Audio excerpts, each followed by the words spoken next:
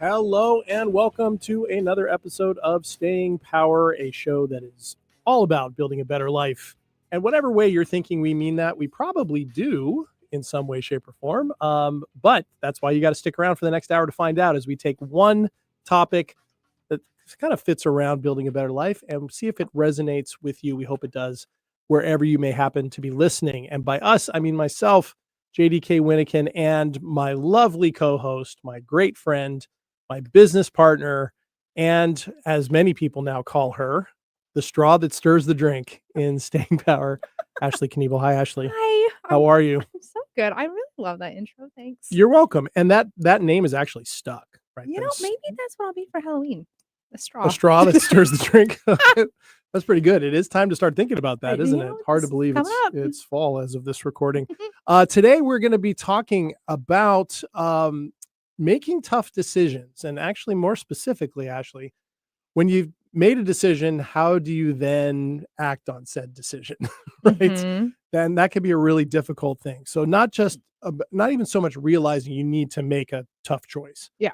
But how to go about doing it, how to prepare yourself doing it, and not fall into the trap of putting it off, because there are a lot of costs to that. And so that's what we're going to talk about this week. Have you ever been in that situation before where you've had to make a tough decision and put it off? Oh, yes. Oh, yeah. Oh, my goodness. Yes. I feel like if you haven't been in that situation, you're either not old enough or you haven't really lived. Right. Yeah. Because we all face them, right? At various points. So is there anyone that stands out to you? Let's see. There is one that came to mind when I was thinking about this topic, and I kind of teased you with the idea earlier, but it's more relationship based. Mm-hmm. And I know like this particular concept can be applied to either like professional life, or, like if you're wanting to change your job or take on a new one or make a life change and move or whatever. But it also can be applied in relationships. And that was the one that came to mind for me is there, like dating somebody for a long time. And it was just time that we go our separate ways. Mm-hmm. And at least in my book, it was time to go separate ways. Not sure he agreed, but that's okay. We did. But it took a while to come to the conclusion of going separate ways because it's complicated. Mm-hmm. And it's complicated, at least in the sense of a relationship, because of course you have attachments and you've built this life and this idea of what you thought your future was going to look like. So you're essentially ending the life that you currently know it to be. Right. Which is a huge deal mm-hmm. because you probably, depending on how long you've been with this person, have built a substantial portion of your life around them and your habits and what you do and where you go and whatnot. And the things you've chosen not to do or not pursue. Yes. Right. You've probably taken on some of their interests and things and kind of merged yourselves together. And friend groups can overlap. Yes. And all that, depending, friends, maybe not, but it will come to an end. And then all of a sudden you are now faced with a new life that is totally different and feels very bare and alone and raw and all these things. And knowing that that's what would be coming by making a tough decision like that makes you one of the main reasons in a relationship to put off that decision. Yeah. Yeah. It's one thing of thinking like, okay, am I really done with this situation? Do I really want to leave that person? Or, whatever this concept is of why you're doing that. But then you have to think about, okay, and then I'm going to pivot and now I'm going to take on something entirely new and different and all the concepts of what that's going to look like. Mm-hmm. And between those two very heavy situations in two sides of one coin, it is very easy to put off a decision like that. It is. It really is. And so it took you a little while to. Yeah. Okay. I mean, it took a bit. And then one day, oddly, I woke up and I'm like, it's time. And it was like so peaceful, at least for me. And it was like, I just knew something, I don't want to say like in my gut, but kind of where I'm like, something had settled itself as like, no, there was some clarity. This there. is okay. You're going to be fine. We're moving on. Yeah, that's a good example. I'm sure one that a lot of people can relate to. Mine had more to do. The one that comes to mind for me is I had to make a deliberate choice 4 or 5 years ago, where I found myself in a spot where I knew I needed to make a choice to step away from a really important community that was in my life. Mm. So all the same That's things tough. you just said, except centered around a group of friends, right? A group of Mhm. support, right? People that I had done an enormous amount of soul searching and digging and healing and all this. This was in my recovery days. And that was really it was something I knew I needed to do for a lot of reasons that had come to mind, particularly during COVID. Mhm. When everybody was forced to step away from all the normal ways of doing things and everything I had to learn we all had to learn to be on our own a little bit more. Yep. And when you're in recovery, that can feel like a really scary thing, right? Sure. But yet it didn't. And I was like, okay, why doesn't this feel scary? And the more I thought about it and then the more I reflected on it, the more I realized it wasn't so much that I had a problem with my community. It was just it had pretty much done what it was going to be able to do for me, and I felt like I had to start standing on my own 2 feet and kind of branch Mm. out a little bit more. And in order to do that, I had to pursue other things that were gonna and find new communities that were gonna take up more of my time and were kind of the next step. And that was a really scary thing to do because I felt like on one level, I battled the feeling, well, I owe these people, right? Right. And there's also, as you know, when we had Kai Roberts Fu on a few months ago, Mhm. there's also that kind of deep-seated mantra that you're always supposed to hand this off. You're always supposed to help the next person, which I agree with generally. But I had to come to terms with the idea that I could do that in any area of my life, Sure. whether I stayed in that community or not. And that was a really difficult choice to make. And I can't say I put it off because it was during COVID, so it was pretty easy to unplug in that sense. But what was challenging was to explain to people that I was close to Mhm. why I was doing what I was doing. And once I made Mm. the decision to do that, which took a little while to get to, right? I was able to do it, but I found in a lot of cases people didn't want to hear it. So Were those people that were in the yeah, community? Okay. yeah, and they had their own reasons, and I don't mean that to sound disparaging to them because they have their own views on things, right? Well, yeah, they were losing you. Appreciate Someone wasn't ready to break up. appreciate that. But it was tough to do, and it's a decision I do not regret. If I regret anything about it, it would be perhaps delaying too long to really just assert to these people, this is why I'm doing this, Mhm. and this is what I need to try out. I need to step out and do this. So in that sense, um, that's a part when I look back and go, man, it was tough. And the cost of that was significant. We'll talk about the costs a little bit later in the show. Okay, so with that, those are 2 good examples, and all of you listening, I'm sure some ideas have come to Mhm. mind. Whichever one comes to mind, we really encourage you to just hold on to that one as you listen to the rest of this episode. Chances are, if it popped up, it's got something valuable, and your brain and your body went, "This is the one to think about for Mhm. you." So just hold on to that one, because what can happen when, you know, the brain science in all of this is really where this starts, right? We just described, Ashley, right, the key problem in these types of things, and that is you want to do something, so you're approaching a change, but the fear of doing so and the fear of the unknown leads to avoidance. The brain is trying to decide, right, between growth and loss, between Sure. reward and threat, right? And it's so easy to have threat win Sure. out, the threat of the unknown, isn't Mhm. it? Oh, yeah, of course. I mean, you get that every day with things that are unknown and Mhm. unfamiliar, and your brain is wired to be like, "No, I'm gonna keep you nice and safe." Mhm. But it is just kind of it's just interesting how, at least for me, specifically, when faced with those tough decisions, the longer that you let them sit there, it's like the worse I feel Mhm. because I know it's pending and it's just like hanging over my head. I'm like, "Ugh, Ugh, yeah. I need to do this." And I'm like, "But," and then you kind of come to the idea of the why in the road is the feeling worse because you're hanging on to it and you're now like guilting yourself and everything else because you know this needs to be done and you're putting it off versus the pain or discomfort you might feel for making the decision, whatever the outcome is because of that. And it's kind of Yeah. like, which one is worse? Mhm. And sometimes I've caught myself in my younger years of I talked about it I mean, especially in like breakups, come on, girls talk to all their friends or whoever's around to listen about like, oh, what should I do?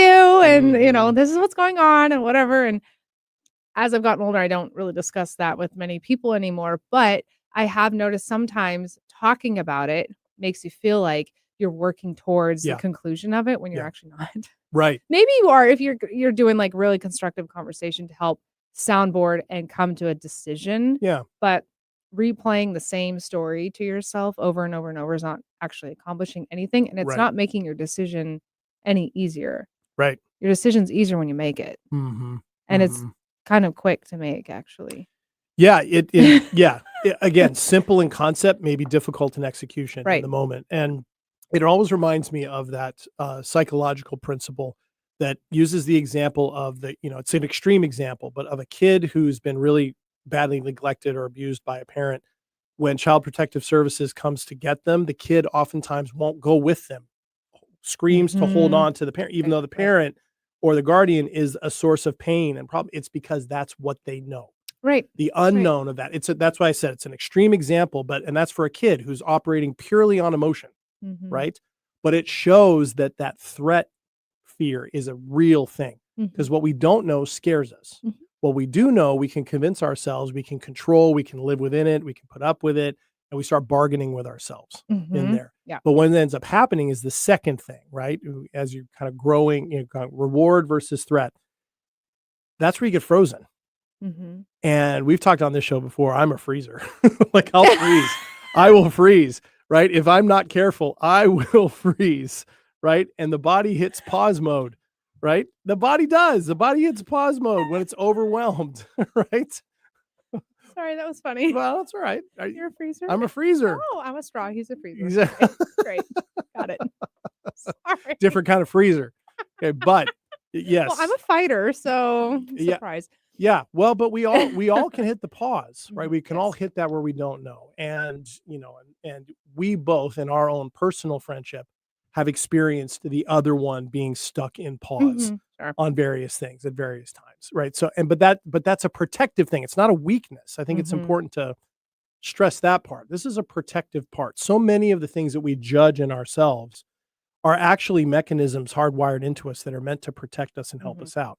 And of course, there is value in pausing sometimes, because you don't want to just careen recklessly into a decision, right? I mean, Life is not pinball. it is good to take some precautionary measures. Yeah. But well, there's something too about when people put off decisions and maybe they're in a tumultuous situation or, whatever it might be.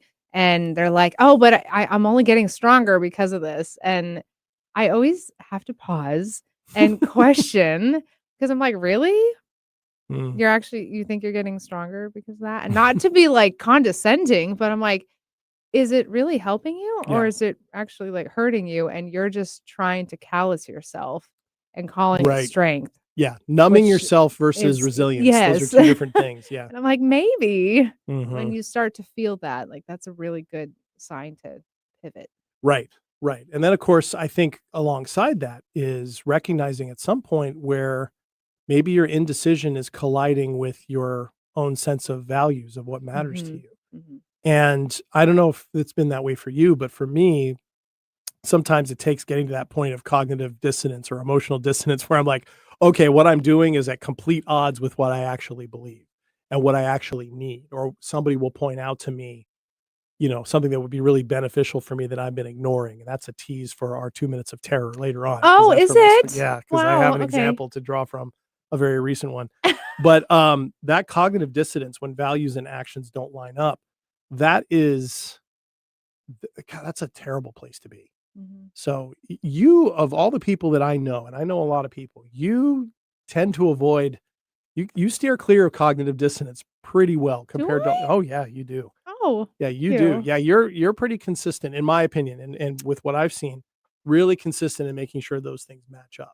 And I Really do, appreciate that. well, I believe but I believe that's also a conscious thing on your part. Mhm. It's not just something you were By born with. nature, yeah, Right. no, Yeah. you are correct, Yeah. and funny, as you were explaining that, I'm sitting here kind of thinking, and I was like, "Do I have other, examples or whatnot?" And I'm sure if I really sat and pondered it, I would, but I try to keep the needle pretty like dead on with my morality code, so to speak, and make Ethics. sure right, and make sure the things that I have in my life and the decisions I'm making and the people that I'm around and whatnot are pretty in line with all that, which helps to not have to make such tough decisions. But there are still tough decisions that come up, and it doesn't necessarily make them easier, but I do try to go at it with logic and keep to, like, simple facts Yeah. and keep your emotions Yeah. in check Yeah, as much as I and can. yet at the same time, keeping them in check, but you also feel them, right? It's important to feel the emotions that this is a difficult decision, and it brings up a lot of stuff. It might bring up fear,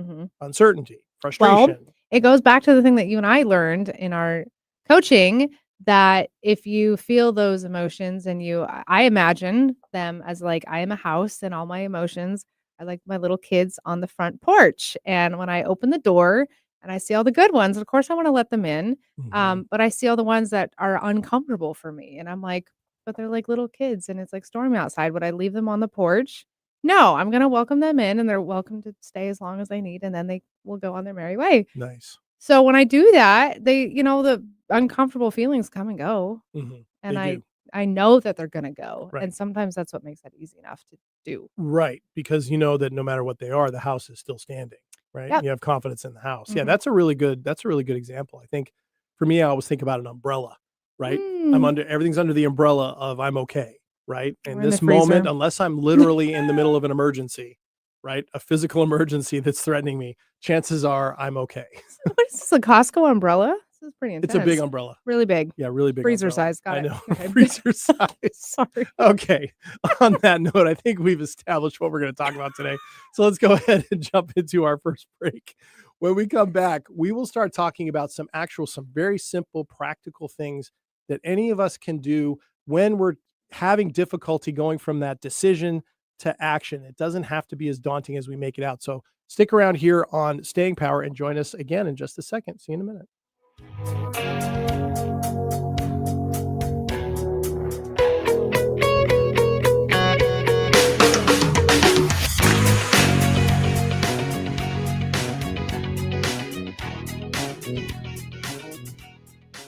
Are you ready to discover remarkable stories of resilience and cultural connection?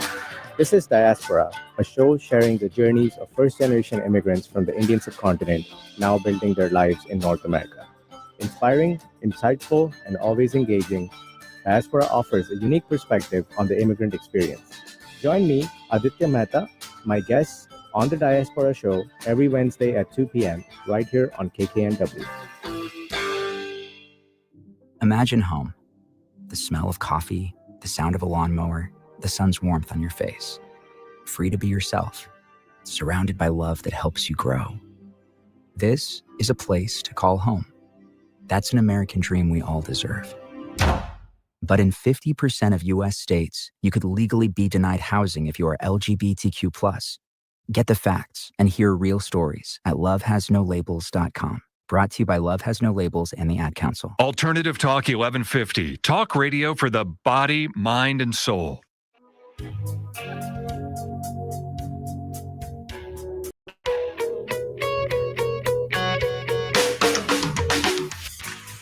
Welcome back to Staying Power.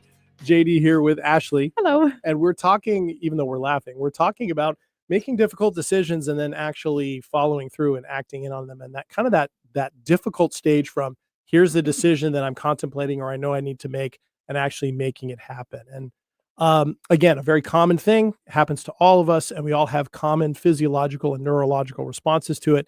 What we're talking about today is not only just acknowledging what that is, but also talking about ways that we can actually move forward in that rather than stay stuck. And both Ashley and I have shared examples already of times where we have felt stuck and ended up moving forward and the benefits of that. I'm sure all of you are thinking of those as well. And also, while we're at it, I'd like to thank all of you for listening or watching, wherever you happen to be listening or watching. Remember, if you miss any of this episode and like to catch up on it or on our many other episodes, you can get this as a podcast wherever you get your podcasts.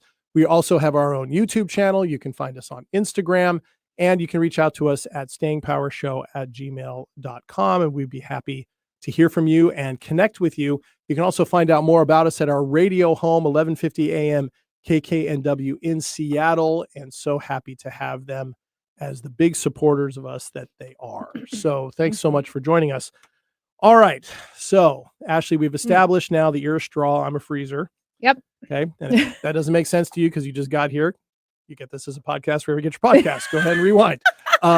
However, let's talk a little bit about some ways that we can start confronting this. So, if you have listeners, if you have your thought, your dilemma in mind, or that time in the past, there's a couple of things to do. There's so much of what we talk about in coaching, Ashley, is not about huge, grandiose changes, is it? It's about mini steps, right? The idea being, as with anything, if you want to develop a habit, if you want to develop resilience, if you want to build up your strength, you have to kind of go in increments, and you have to do it on a regular basis, right? It's like if you want to go to the gym, you don't just immediately go to the heaviest dumbbells or, barbells or heaviest weights. You have to build up to that, right? And so it's the same type of thing. And we really encourage all of our clients to practice these types of things on small decisions. Yes. So that when the big things come along, you're not just waiting on the big things, because it's not going to work if you just wait for the big things, right? But yeah. Well, or in that case, everything will feel big. Right. Because you have not exercised that muscle of making decisions. But there is a confidence that you build in yourself when you make decisions, and especially when you know you have a decision to make and you follow through with it. That helps you in the future, because I mean, that's what I did, is I wanted to be more confident in who I am as a person. And so if I said I was going to, get up at a certain time and accomplish this, and that, like, that's what I did, as much as I could. Like, oh, I'm going to snooze for another hour on the weekend. Like, no, I made a decision, and now I need to follow through with it. Yeah. Yeah. That repetitiveness, some discipline is involved in that. Well, There's then a lot. you know that you can count on yourself. So then when it does come time to making larger, more grandiose decisions, it's like, oh, but I've done this before. Yeah. It just looked a lot smaller. Yeah. And if it's amazing, it's the type of thing, I heard it compared to one time. If you collect, a nickel a day, a nickel a day, a nickel a day, and that's all you do that enough times, and you have an enormous amount of money. Right. And you have the practice of building yourself to that point. Right. So in that sense, one of the skills that I think we can talk about, these mini skills, is when a decision is looming, or when you've had to make one, or you have one coming, to just name it. First and foremost, name it. Here's the decision I need to make, and what's happening. What's the difficulty in putting forward? You can say it to yourself. You can write it in a journal. You can say it to a therapist. You can say it to a coach. You can say it to a friend, say it to a partner, but naming those things. And here's what's happening. And this is how I feel. And this is key, to remind ourselves that those things are all normal. The things are challenging for a reason. And then I would add, because I'm a big believer in this, notice how this feels inside you. Like, where do you notice that, right? Are you feeling flushed? Does your body temperature go up? Do you get teary-eyed? Does your stomach begin to hurt, right? Do your legs get restless? Everybody has cues in their body that they show and that they feel. It's just sometimes we don't pay attention to that because we're so up in our head, and chances are wanting to flee away from that difficult emotion. So that's the first thing that comes up. So I don't know what you're laughing at. I will save it for later. Yeah, that's fine. That's fine. Now, there's a couple of other things out there. And if a lot of our listeners actually are people that are obviously really interested in helping themselves, and they're open to things like going to therapy and doing coaching, and kind of, pursuing avenues to develop their lives and improve their lives. So these are things that you can ask people that are experts in this about. But there's a concept called ACT, or acceptance and commitment therapy. And it's an approach where what happens is we choose to focus on our values first over our moods, which seems like a simple delineation, but oftentimes it's not. Because if we think about it, how often are we acting, thinking, deciding things because of our moods in the moment, as opposed to what our values are? Because our values are the ones that are supposed to stay consistent over time. Whereas you just talked about Mm-hmm. the little kids of moods go in and out of the house. Those moody little kids. Right. Go moving back and forth. Right. So instead of emotional action, it's committed action, kind of what you were Mhm. talking about a little while ago. It means that we take steps forward over what matters to our values first. Mm-hmm.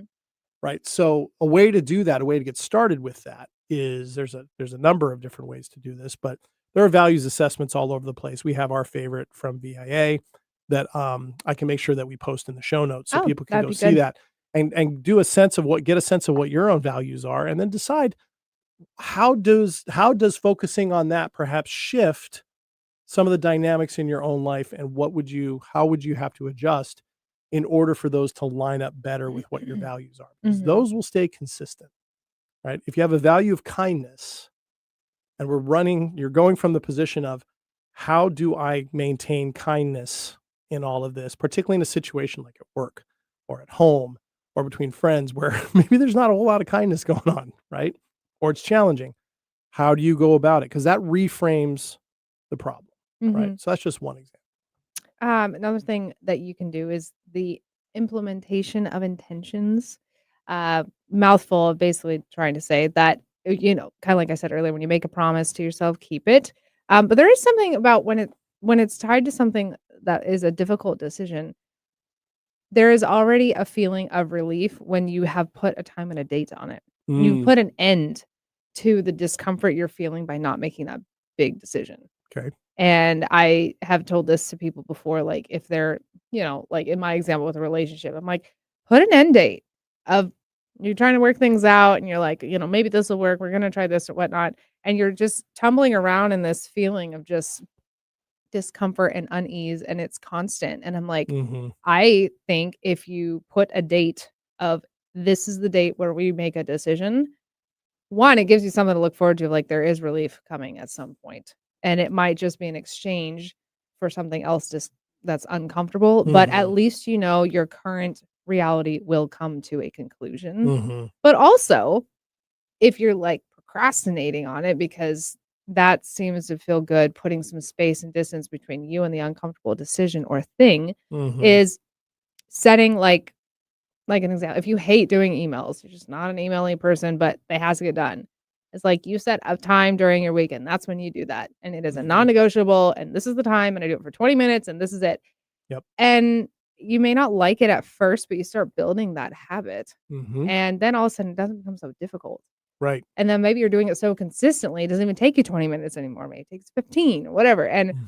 there's, if you start doing things like that with the smaller things in your life, again, bigger decisions are not nearly as difficult to make because you've set yourself up with success. Yeah. I like that example, and I think about too, like if you're in a job and you really feel that you deserve a raise, you've been moving in that direction and it's just slow going, right? But the value that you've established for yourself is you are going to continue to push yourself forward in your career, Mhm. and you can set a deadline of like, look, they keep telling me that a raise is coming.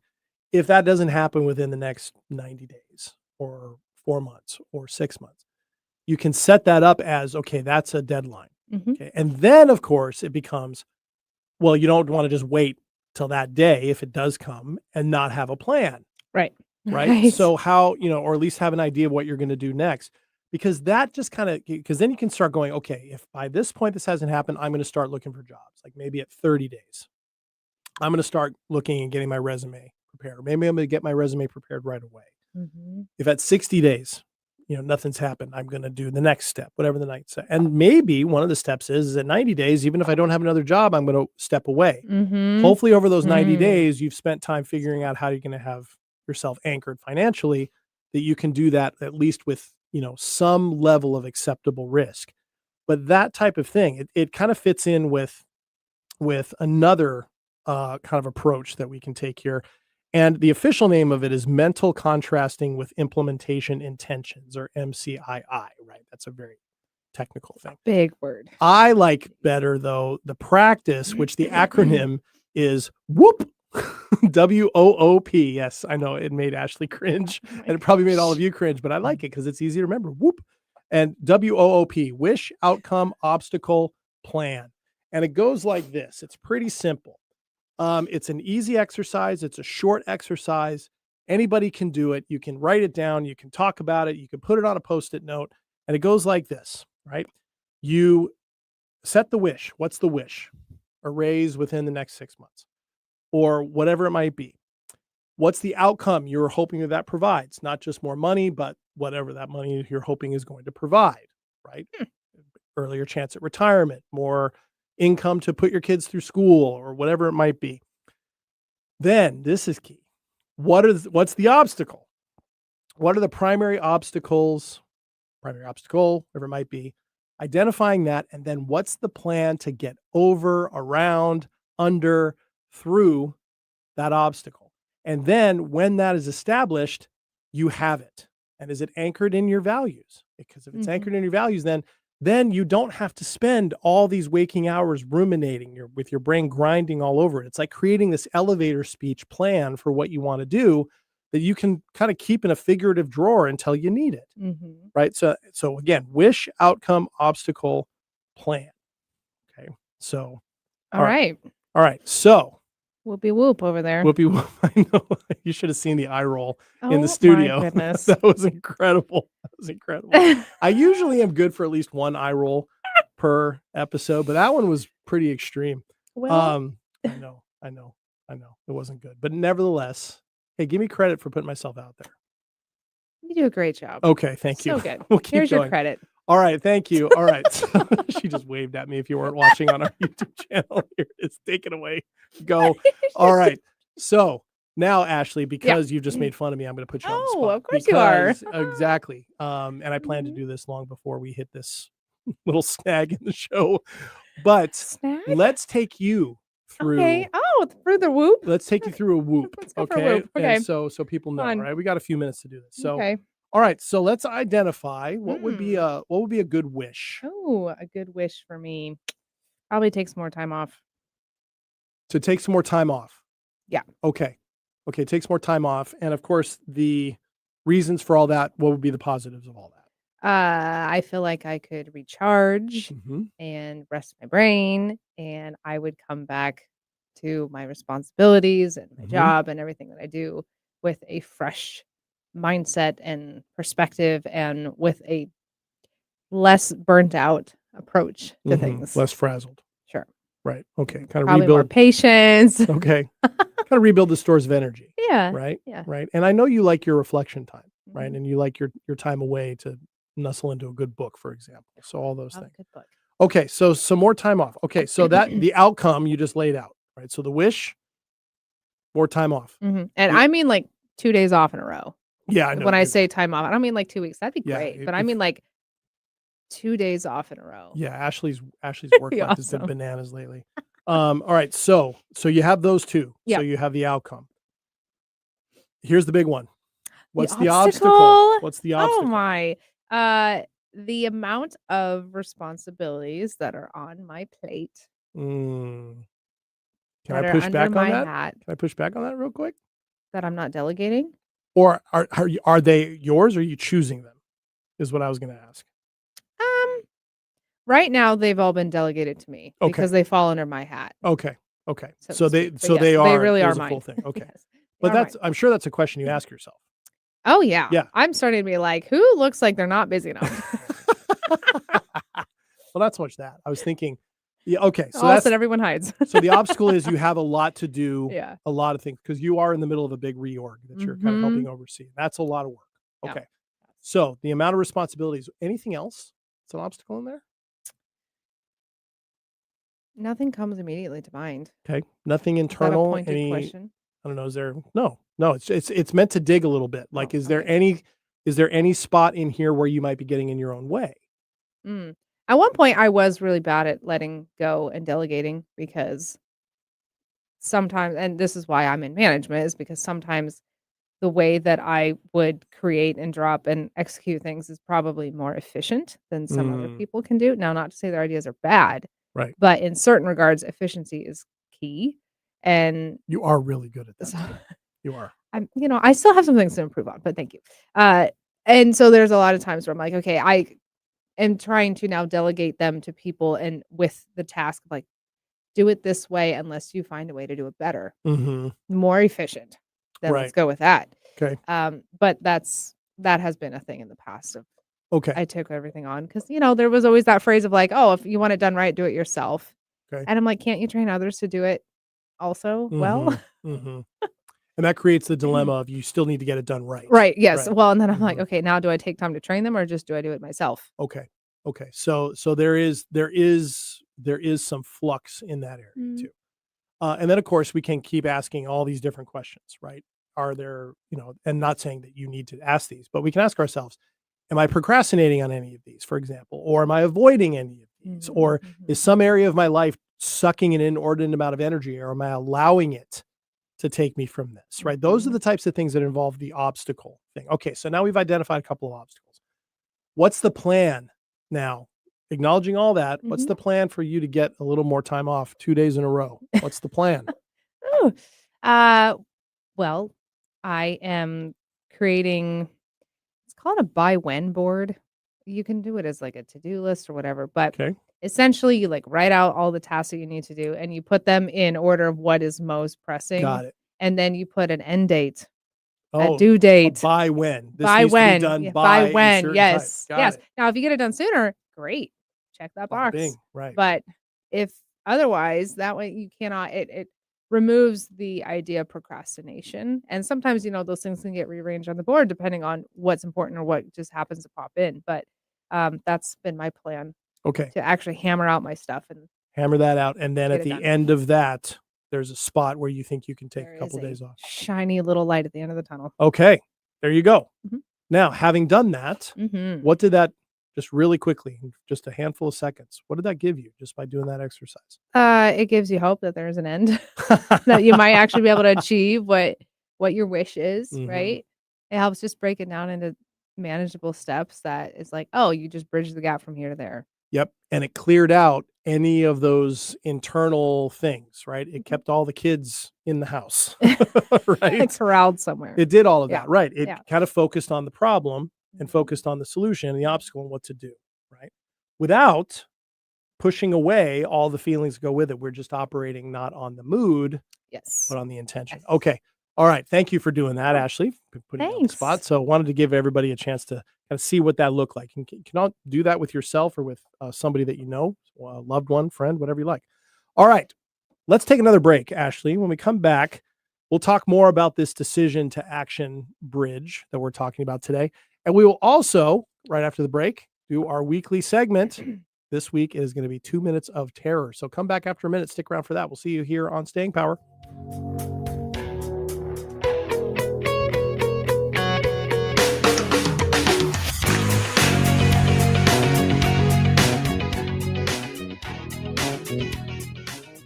Hello, I'm Chris Erdman. Every Wednesday at 8 a.m. on KKNW, I sit down with inspiring entrepreneurs, creative minds, and game changers to uncover the real stories behind their business.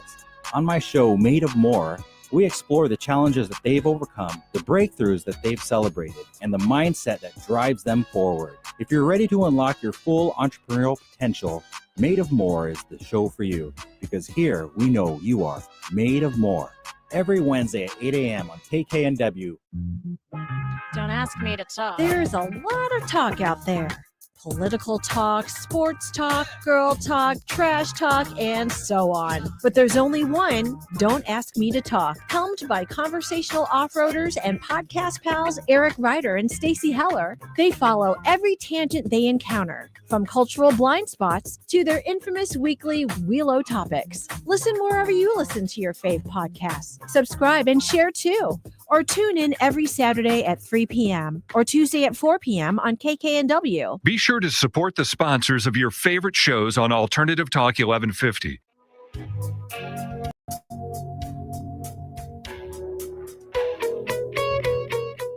Welcome back to Staying Power. JD here with Ashley. Hello. Ashley's trying to tell me that she's this big straw with no feelings, and I'm telling her she's got plenty of feelings. A little straw. Yeah. Excuse me. So Big straw. yeah, I'm a freezer. Anyway, welcome back to today's episode. We are talking about making difficult decisions and kind of crossing that bridge from decision to action. And we're going to talk a little bit in this segment about the costs of not doing some of the things we recommended in the second segment. But before we do that, It is time for our weekly segment where Ashley and I each take 2 minutes to talk about something from the past week that was either a terror or a triumph, and what we learned from it, all in the name of kind of being open, being vulnerable, and continuing to build a better life. So this week, it is 2 minutes of terror. Here we go.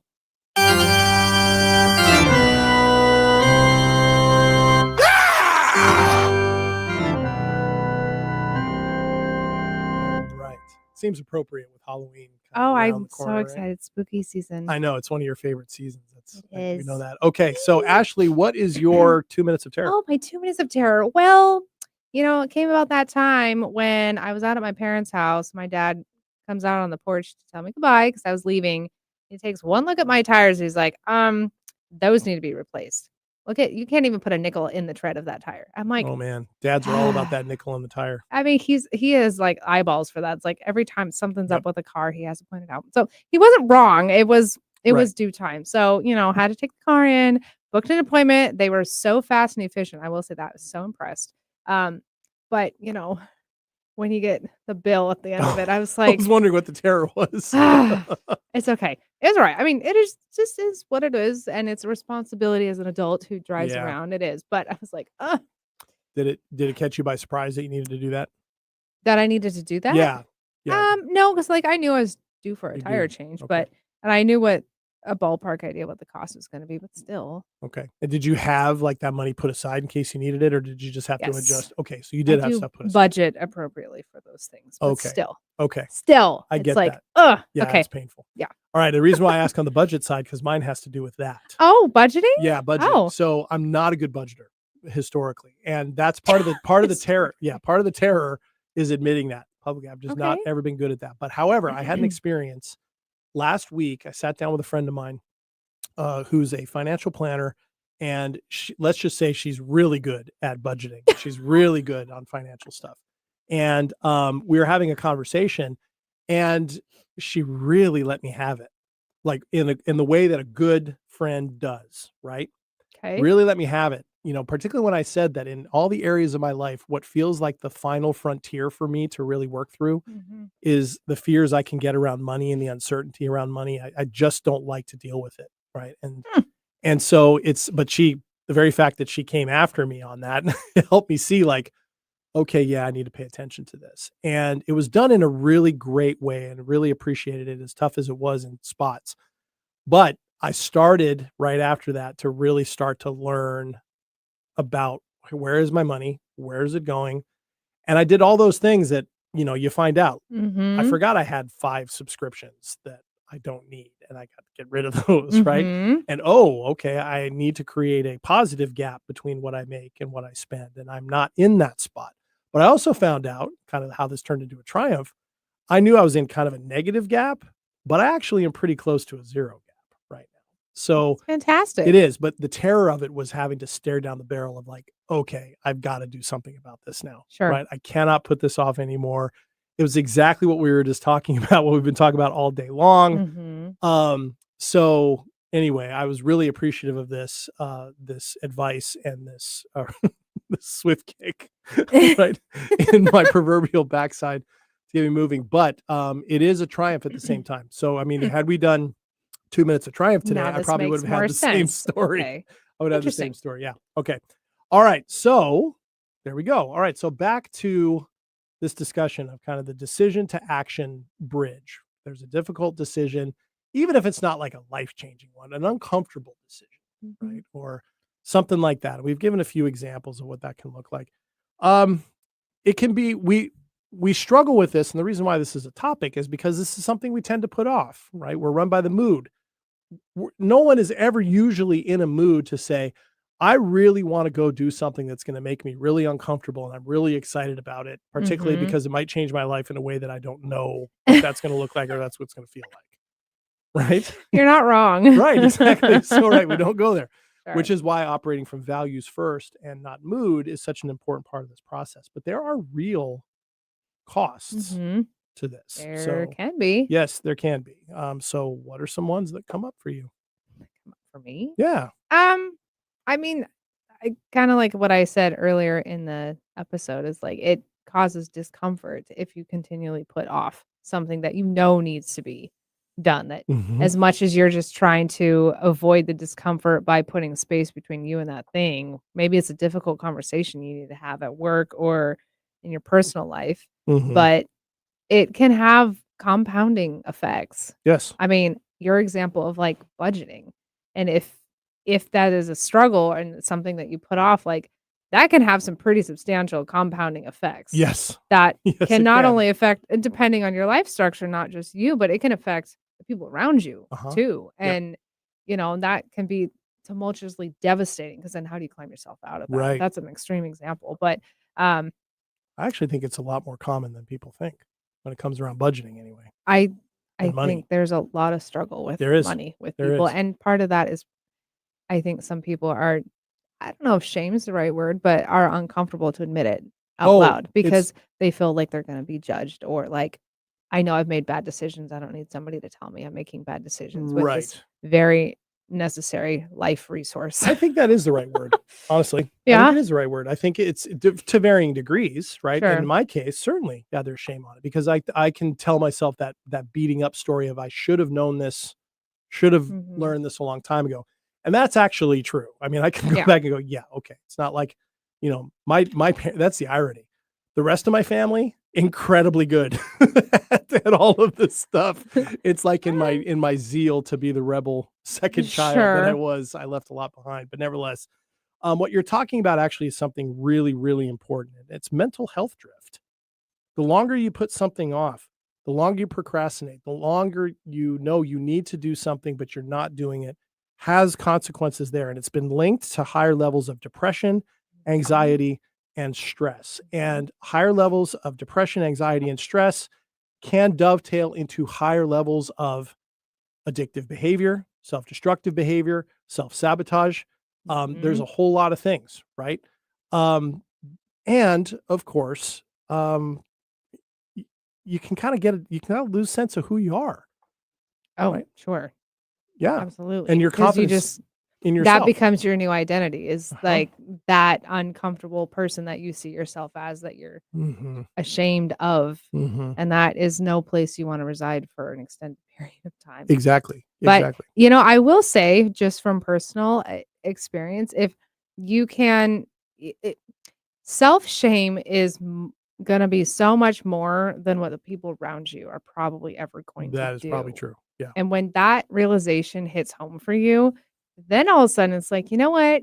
I don't know why I'm shaming myself for this. Hmm. I don't know why I'm beating myself up for this, and it's only me." Hmm. Unless you have terrible friends that are beating down your door and, Yeah. Which is a you different know question. Why are they your yeah, friends? then they shouldn't be your friends. Right. But, like, I've come to those conclusions where I'm like, "Okay, you know what? I have paid the sins for this already. Yep. So let's not do this again. Yep. Let's just recognize it and we're moving on. Yep. And how can we now be better about Yep. that? Or Yep. what can we work on with that?"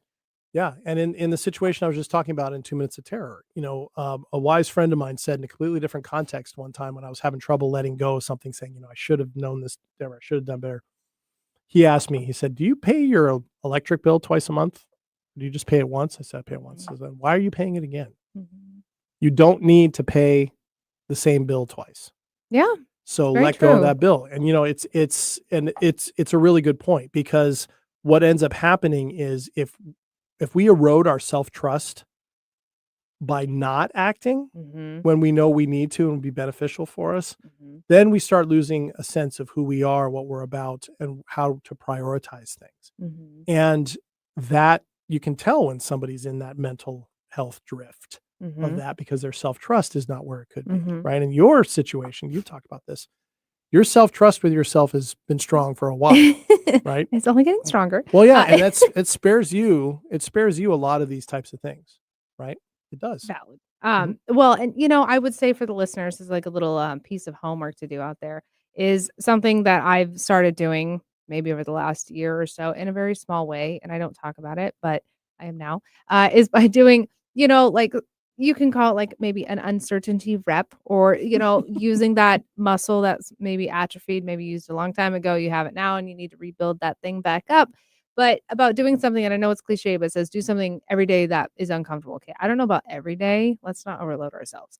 However, doing small things that are uncomfortable. And I distinctly remember two things of like there being something I'm like, oh, this is gonna be uncomfortable. I don't want to do this. Is there any way we could put this off? And then I'm like, nope. And I scheduled it. And then I did it. And I remember thinking, like, man, okay, just think, Ashley, by this time next week, you're gonna be able to look back on this moment and probably be like, well, that was so easy or whatever. And there's two parts of that. One, when I was in the middle of, I think it was a difficult conversation I was having.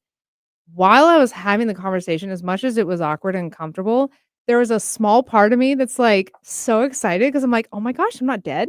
Like Mhm. I'm making it through this Oh my thing. gosh, it didn't kill me. Yeah, and I'm okay. And it's weird and uncomfortable, but like we're cruising and it's gonna come to a conclusion. And then funny enough, a week later when I checked in with myself, I'm like, I don't even remember what that thing was I was upset about. Yep. Yep. It vanishes. Right? Yes. It It was vanishes. gone. Now, if it's like totally life changing, maybe that'll stick around. But sometimes we just make these things so much larger than they are. Yep. Yep. And that erodes self-trust. Mhm. It floods us with those difficult emotions, which in our, our neurobiology floods our bodies with cortisol, which increases stress. I mean, all these things are directly connected. One thing I like to do is what you could call a distress tolerance drill. You can actually bring yourself back to center pretty quickly in just a couple minutes with a couple of very basic things to do with the body. It's not a list of things in your head to do. It's not a list of thoughts. All of these work. First thing is you can just call it. I'm going to do a 2-minute drill, 2-minute tolerance drill, because what this actually does is it helps train your body when you're in a moment of feeling stress over a decision or something you don't want to do. It helps your body identify a positive response to help you in a stressful situation. Mm. And it's essentially goes like this. It's not so much taking a deep breath. Everybody always says take a deep breath, but a long exhale, right? To start with that, I'm going to do a 2-minute drill. Just let that out and let your body feel it, right? Let the body sag, let the body let it out, almost like you're squeezing it, right? To push all of that out. And don't go overboard, of course, but just let that out. Stand up, go splash cold water on your face. It sounds wild, but splashing cold water on your face can do that. You can also, if you're sitting and you don't have the opportunity to go wash your face somewhere, just sitting in the chair and letting your body center to the center of your body in the chair. Essentially aim to let everything settle right into your backbone, right where your backbone meets your butt. Okay? Ground in that, exhale, and see how you feel.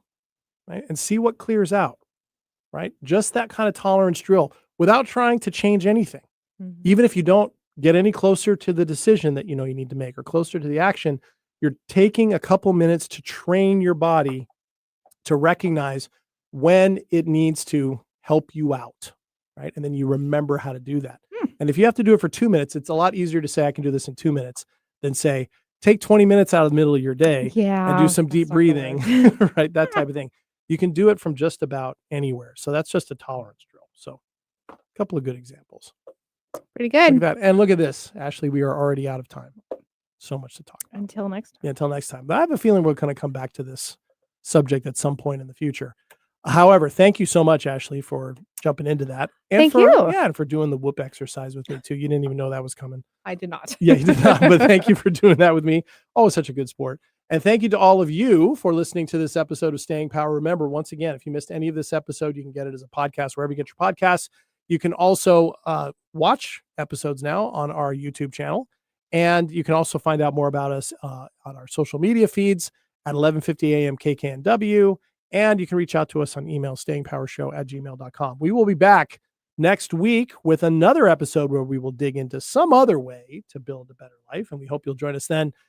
And as always, I am just JD, I'm always Ashley. and we will see you next week.